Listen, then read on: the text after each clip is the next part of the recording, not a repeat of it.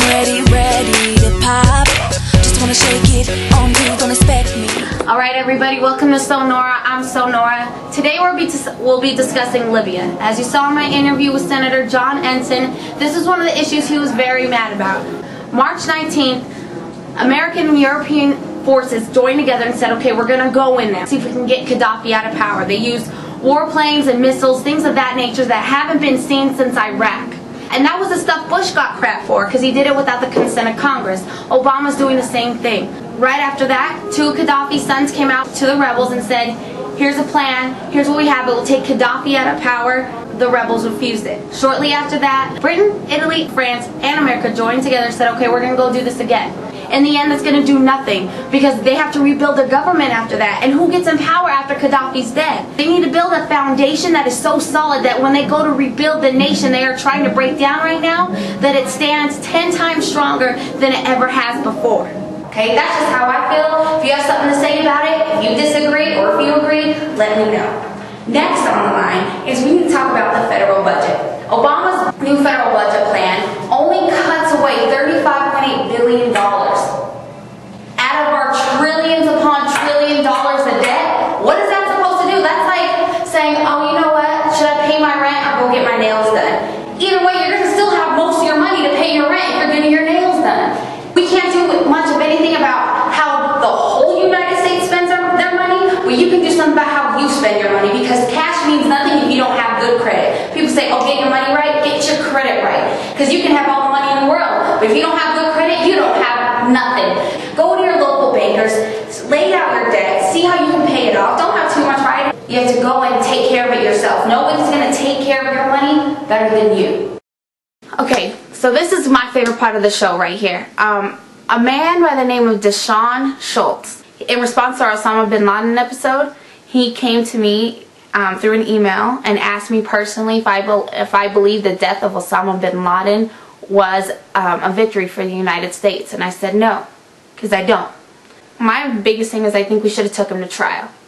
And in his response, he said this: I also believe that the death of Osama bin Laden was not a victory for the United States, because he indeed accomplished his objectives, which were to destroy the infrastructure of the United States economic system, spread military interests of the United States thin in the Middle East region, and ultimately render the United States disabled, just as the Soviet Union became in the 1970s upon completion of similar operations. Further going, he said, thank you for your efforts in educating our nation's youth about the issues at hand. After all, we are the future leader of the free world and the prosperity of a democracy.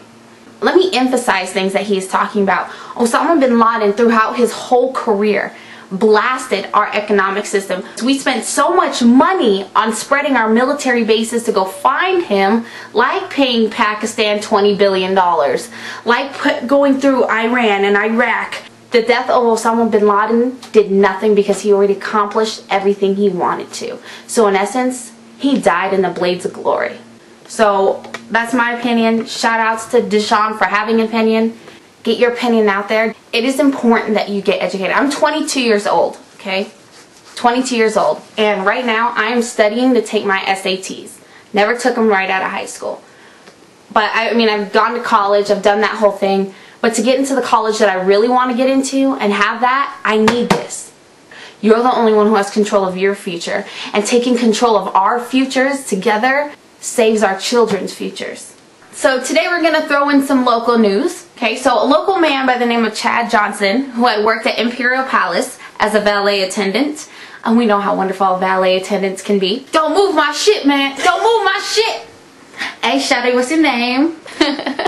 Anyways, let's get back to the real point. He had a few beers one night, okay, and he was sitting there playing his favorite game of Monopoly, which was his first mistake. He should have been playing Wheel of Fortune. It has the spin, okay. Anyways, he kept hitting the bonus round and kept losing, which is kind of ridiculous. How do you lose in the bonus round? That's why it's the bonus round. You're supposed to get bonuses. So he got a little hot and heavy about that, talked to the security guard, and him and the security guard get in a physical altercation. You can find this video, by the way, at vegasinc.com. After this whole physical altercation, the casino commission board came in and checked the machine, and apparently it was broken. But do you know what he got out of this? He played $50, which he lost, and his job. But after all this, He settled for a good $250,000 out of court. Snaps to Chad Johnson for playing the system. Way to go. He hit his bonus round right. He really hit that bonus round. He went around and collected $250,000. He raised the stakes. So shout outs to Chad Johnson for playing our wonderful system of the casino. And more power to you. So if you're playing a broken machine, make sure you say something about it. That's so Nora. And Chad Johnson definitely gets the intelligence glasses and snaps for that courageous deed. So Nora, we're out. I'm sweating harder every song. The music turns me on, and every time I hear this beat, I gotta shake something, break something. Worries at the door, but your body